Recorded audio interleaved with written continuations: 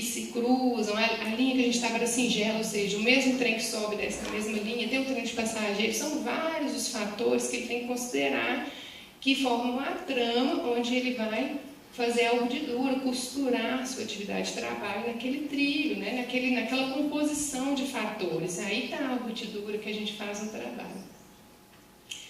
E aí a trama tem variáveis a serem geridas, né? Então, por exemplo, a experiência do maquinista, a minha presença, a possibilidade de ligar a terceira máquina, o tipo de máquina, como que ele vai relativizar a norma.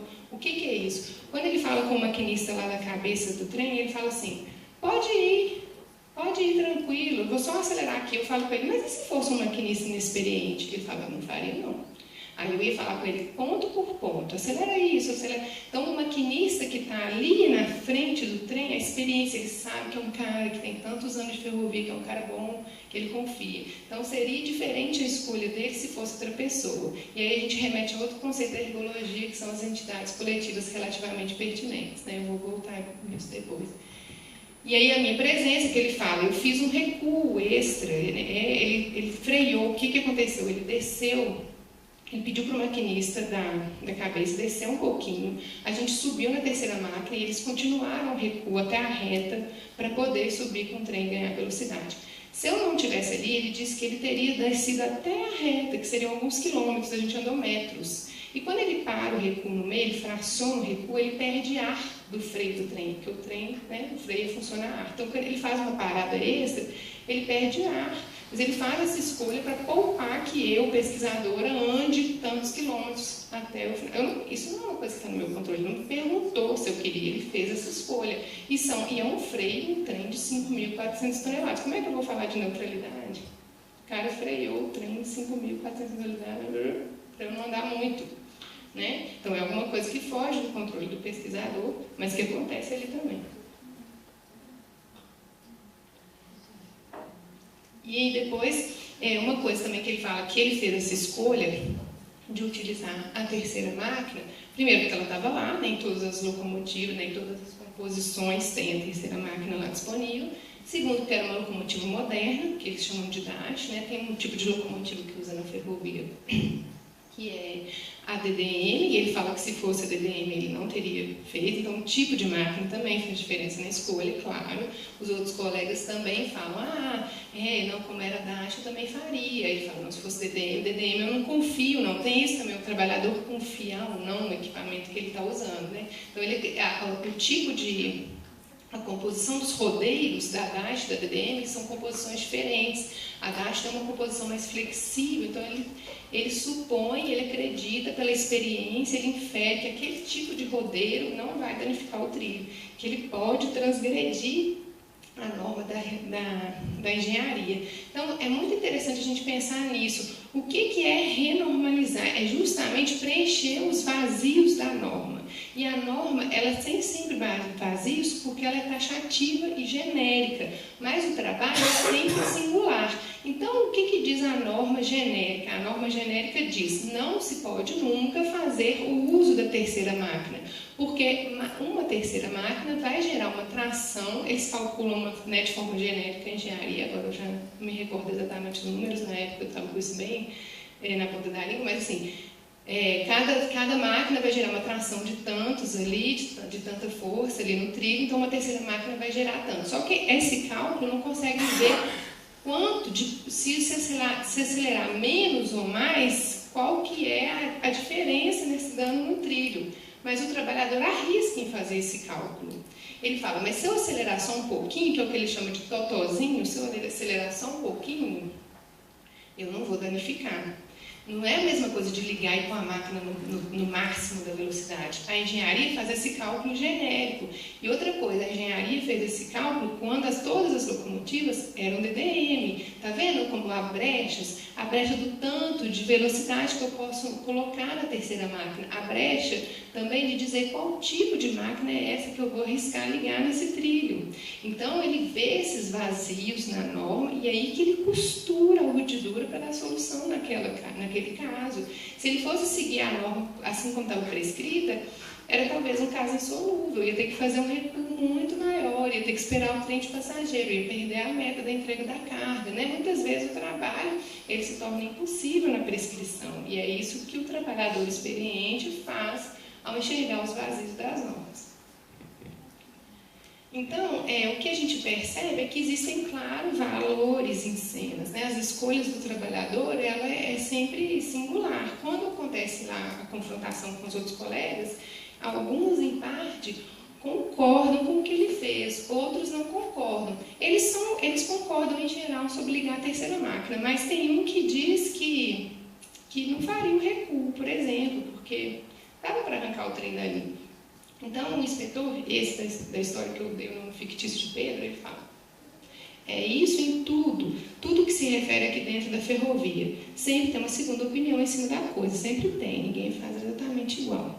Então, ele escolhe gerir o risco, que significa o quê? Ele faz a escolha pelo recuo, ele fala para os colegas. Muita gente me criticou: era DASH, tem outra coisa, a nossa carga, né, eu estava lá no trem, a carga do trem era de bobinas, significa que era uma carga que não é de minério, a carga fica perto do trilho, o centro de gravidade é baixo, então o risco de tombar é menor. Para alguns colegas falavam: mas era bobina, arrancava de lá mesmo, era DASH, por que você fez recuo? E ele fala: eu fiz o recuo porque eu já vi trem tombar ali, para mim era seguro, era fazer o recuo.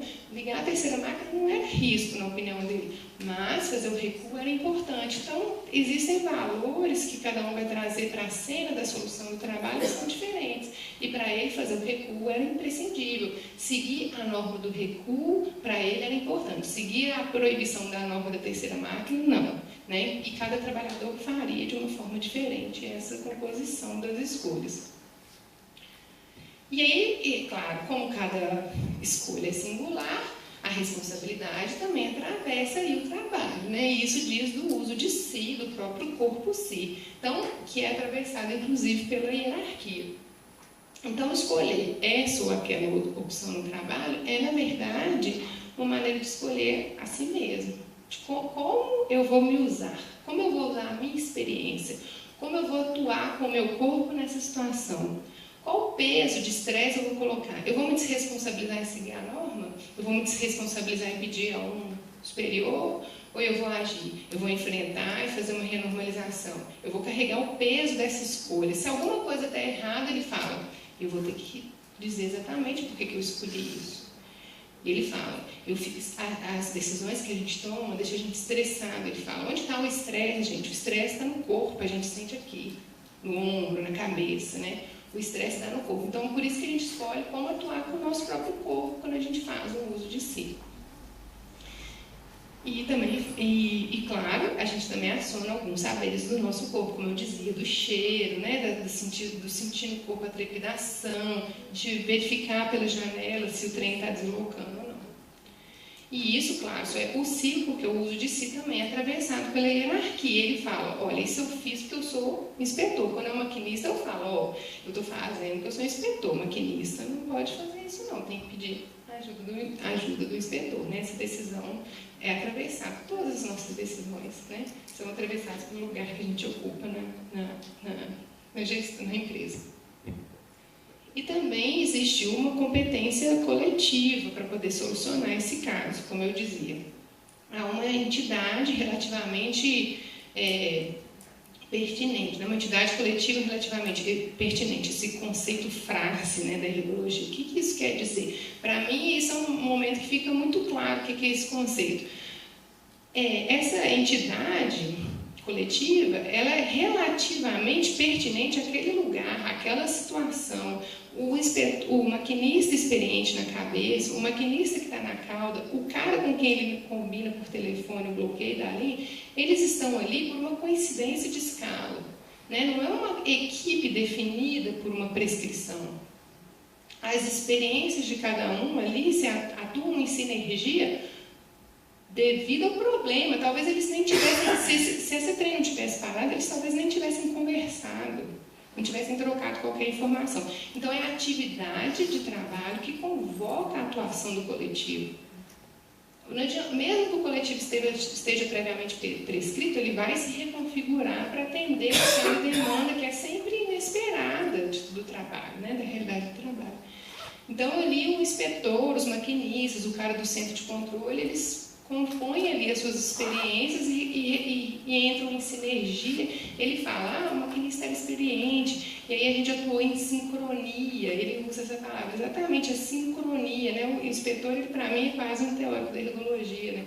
Ele fala disso, da sincronia. A sincronia foi possível porque as experiências se somaram naquela situação, é sempre naquela situação.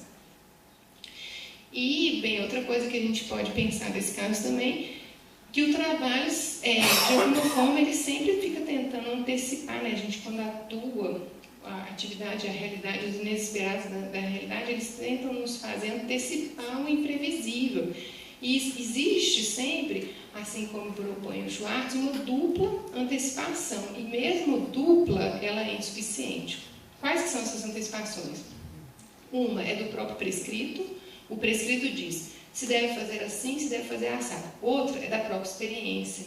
E mesmo assim, às vezes ela falha.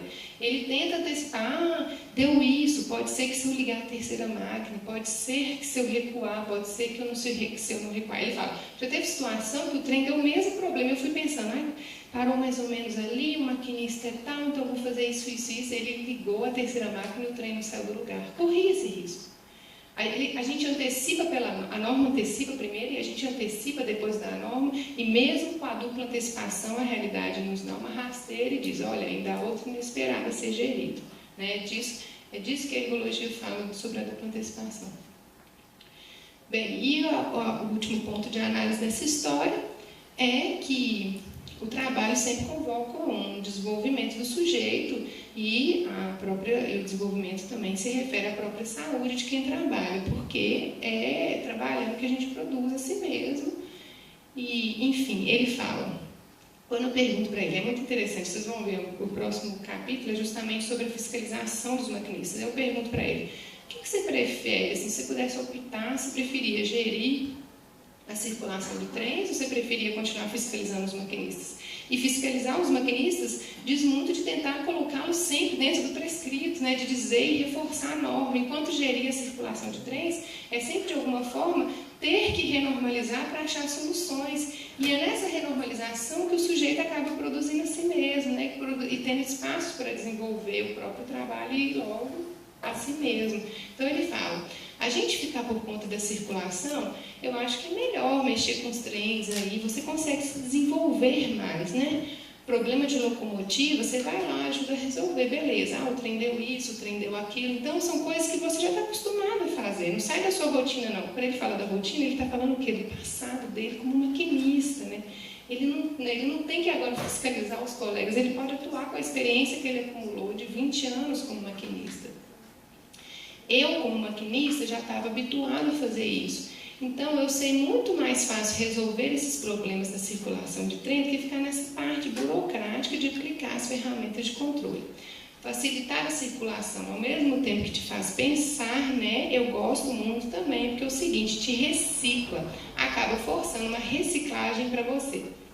Eu acho que essa expressão da reciclagem, ela é super interessante. O que é reciclar? É pegar alguma coisa que já existe e transformar ela em alguma coisa útil de novo. E é isso que ele está fazendo, essa metáfora é super interessante para pensar o trabalho. Ele pega uma experiência de anos de maquinista, mas isso não é suficiente. O inesperado da realidade convoca que ele transforme a norma e transforme a própria experiência e convide os seus colegas a construir uma outra saída que não estava prevista. É isso que ele está dizendo sobre a reciclagem. E os trens, os nós, que a circulação de trens que acontecem diariamente na ferrovia, eles convocam uma reciclagem de todo esse panorama, né? Tanto da experiência quanto das normas.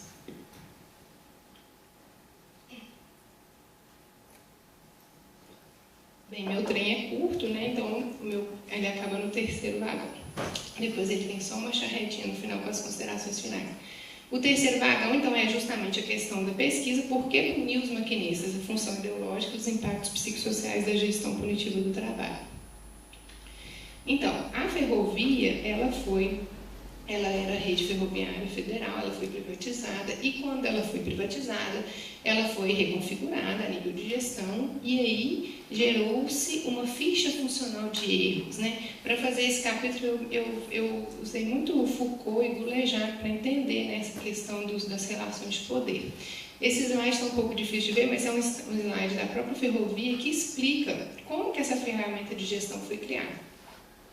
Então, em 24/10/2004, nessa mesma serra onde aconteceu essa história que eu contei para vocês, um trem tombou, vários vagões caíram, tombaram, e o motivo foi um excesso de velocidade. Então, eles constroem, vocês vão perceber uma lógica completamente retilínea para entender esse acidente de trabalho, né, que é alguma coisa que a gente tem pensado aí também.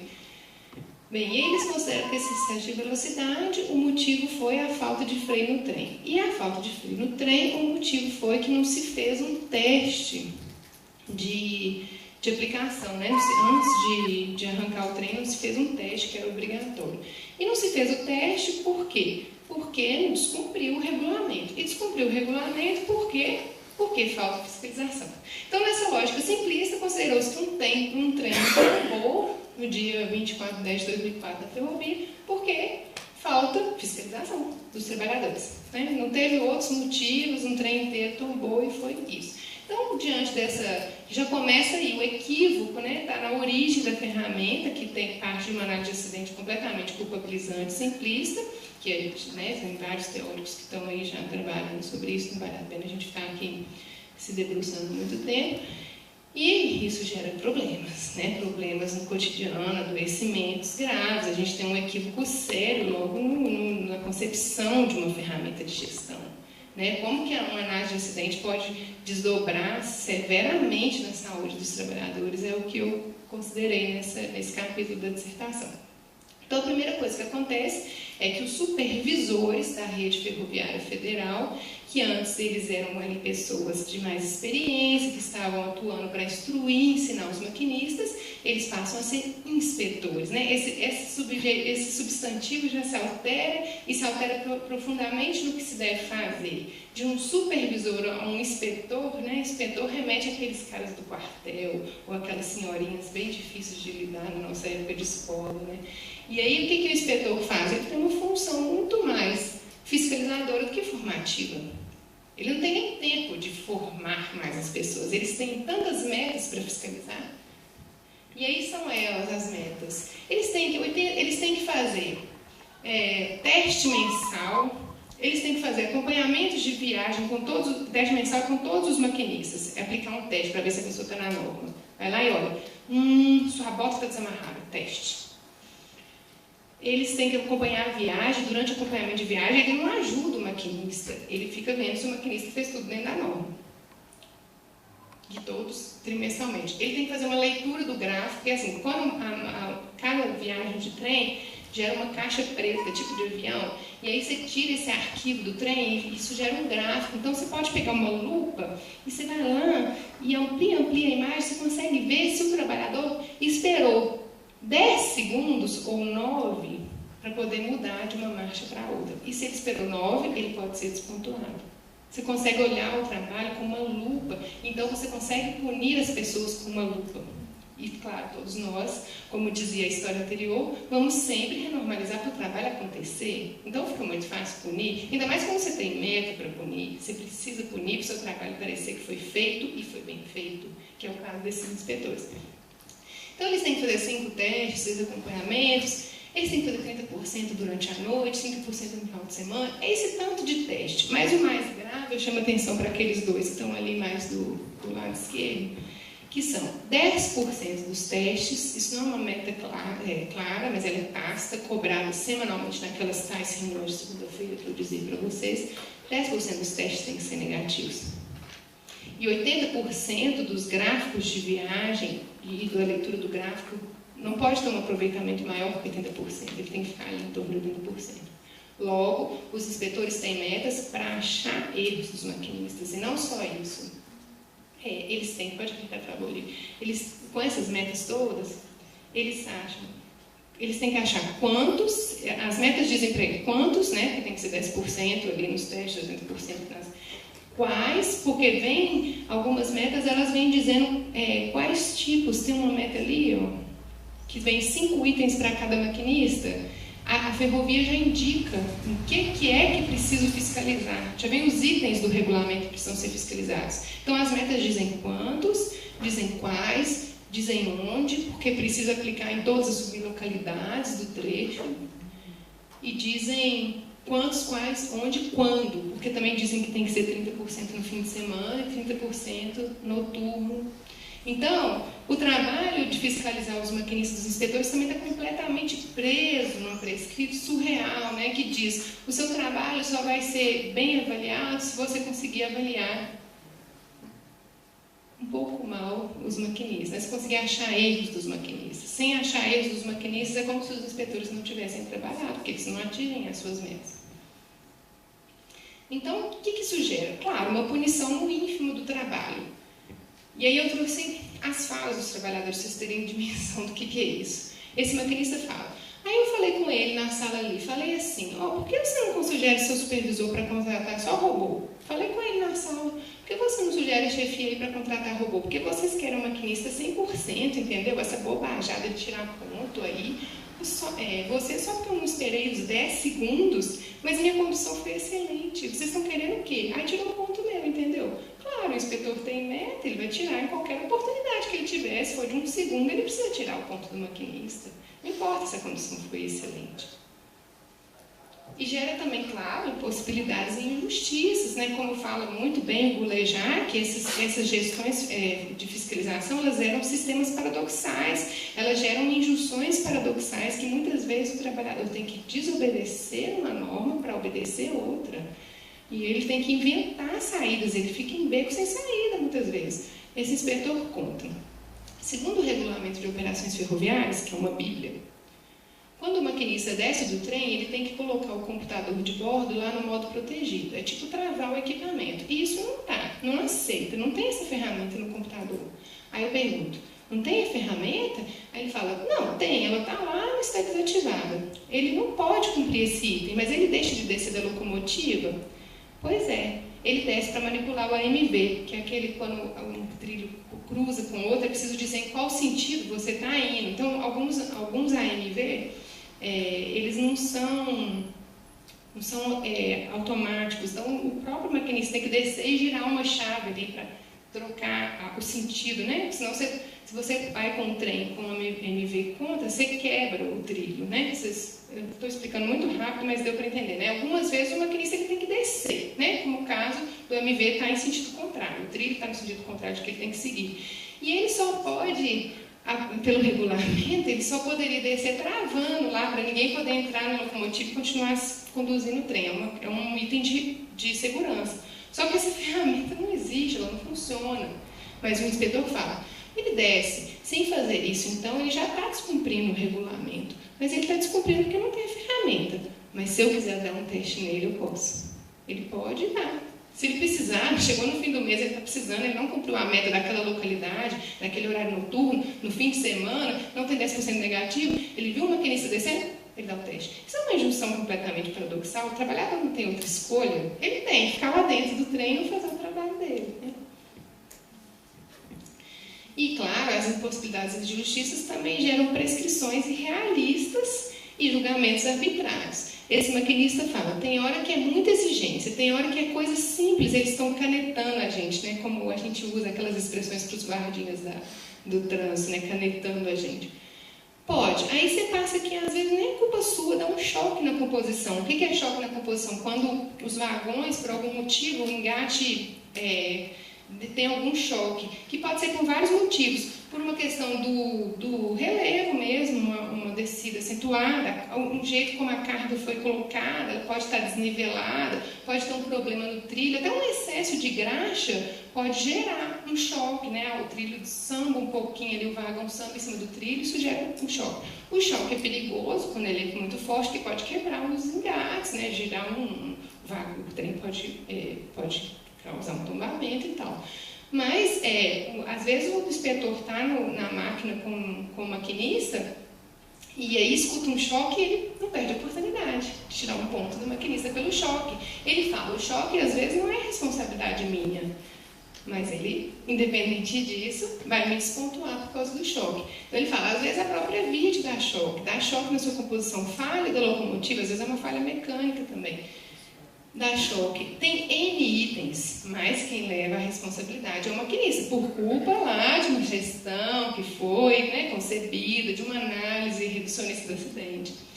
Bem, vou pular umas falas, porque o Luiz me deu aqui um panorama de prescrição irrealista. Bem, isso, pode pular ali. E isso também, claro, os maquinistas eles se submetem a essas punições por meio das possíveis demissões, né? Então, a hierarquia gera uma certa passividade em relação a essa situação. O maquinista fala, você vai fazer o quê? Você vai aceitar, vai assinar, ficar calado, você precisa do emprego, você não vai discutir com eles, que além de ser seu superior, você discute, bate de frente, ele vai querer te perseguir, né? Aí, como diz o ditado, a corda arrebenta para o lado mais fraco. E, claro, também essa análise nessas metas, ela não gera uma real avaliação do trabalho. Você tem que punir os maquinistas em qualquer ínfimo, qualquer situação para atender sua meta, você não está, de fato, avaliando a qualidade daquele trabalho. O inspetor fala, 18 pontos na ficha funcional e ele não é um profissional ruim. Como que eu vou te explicar? Ele é um profissional sem atenção, tudo que ele fez foi bobeira. Bobeira mesmo, às vezes é questão de câmbio, gente. Já teve gente que foi punido porque fala assim, vai com Deus, em vez de falar câmbio no rádio. Foi punido. Isso vai somando pontos na ficha funcional e isso gera uma demissão por justa causa. Aí volta aquilo que eu estava te falando que é meta. O próprio inspetor fala, né? Eu estava um maquinista com uma carteira cheia de marcações, mas é por uma questão de meta. Pode passar. E aí essas punições, claro, geram mais riscos, que é um paradoxo fundamental da ferramenta. O maquinista fala, você chama ali, às vezes, para conversar, aí tira 3, 4 pontos, depois você vai trabalhar mais 12 horas, você já sai nervoso para trabalhar. Então, os caras vivem uma situação de ansiedade, de pressão, são despontuados no meio do trabalho. Você não tira o maquinista de dentro da máquina se você está acompanhando a viagem de trem. Ou ele está começando o expediente, o cara fica se sentindo injustiçado, fica nervoso, alguns paranoicos, ou seja, gera outros riscos do trabalho. Se aquela ferramenta era ali para prevenir todos os tipos de, achando que a prescrição vai garantir a segurança, você com excesso de fiscalização gera outros e até mais riscos em algumas situações. E claro, atinge a saúde, né, gerando tensão e estresse o tempo todo. Esse maquinista fala, a gente já vai para a máquina com medo de errar, você vai ser punido, já entra, isso é todo, já entra já com medo. Nossa Senhora, 8 horas, 12 horas, 15 horas de turno, eles chegam a fazer 15 horas de turno. Fica atento, porque você não pode errar, mas só que a gente erra, né, porque é ser humano. Acaba que a gente dorme até pouco, dorme até